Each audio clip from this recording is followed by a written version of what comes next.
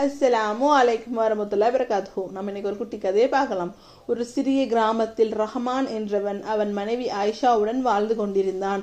திருமணத்தின் ஆரம்பத்தில் நல்ல பாசமும் மகிழ்ச்சியும் இருந்தது. ஆனால் காலம் சென்றபோது ரஹ்மான் கோபம் பிடித்தவனாக மாறினான். அவன் வேலை சுமை, கோபம், கெட்ட பழக்கங்களால் மனைவியிடம் கடுமையாக பேசத் தொடங்கினான்.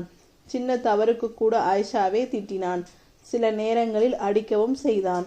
ஆயிஷா எப்போதும் அமைதியாக சகித்து கொண்டிருந்தாள்.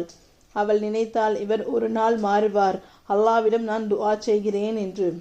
ஒரு நாள் ஆயிஷா மிகவும் கண்ணீர் வடித்தபோது அவள் இதயத்தில் குர்ஆன் வசனம் நினைவுக்கு வந்தது. அவர்கள் உங்களுக்கு ஆடை போன்றவர்கள், நீங்கள் அவர்களுக்கு ஆடை போன்றவர்கள். அதாவது கணவன் மனைவி ஒருவரை ஒருவர் பாதுகாக்க வேண்டும், துன்பம் கொடுக்க கூடாது என்று. ஒரு இரவு ரஹ்மான் கனவில் தன் செய்கைகளால் அல்லாவின் முன் நின்று கேள்வி கேட்கப்பட்டதை பார்த்தான். அவன் விழித்ததும் குலுங்கினான். ஆயிஷா அமைதியாக தொழுகை செய்து கொண்டிருந்தாள். அவள் கண்ணீரோடு அல்லாவிடம் என் கணவன் நல்லவனாக மாறச் செய்யும் என்று துஆ கேட்டுக்கொண்டிருந்தாள். அதை பார்த்த ரஹ்மான் மனசு உடைந்து விட்டது. அவன் மனைவியிடம் மன்னிப்பு கேட்டான். இனி அடிக்க மாட்டேன், இனி கோபமாக பேச மாட்டேன் என்று உறுதியெடுத்தான்.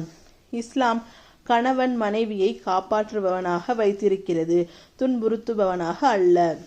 மனைவியின் கண்ணீர் அல்லாவிடம் நேரடியாக செல்கிறது. நல்ல கணவன் ஆனவன் தான் உண்மையான முஃமின். அஸ்ஸலாமு அலைக்கும் வரமத்துல்லாஹி வபரகாத்துஹு.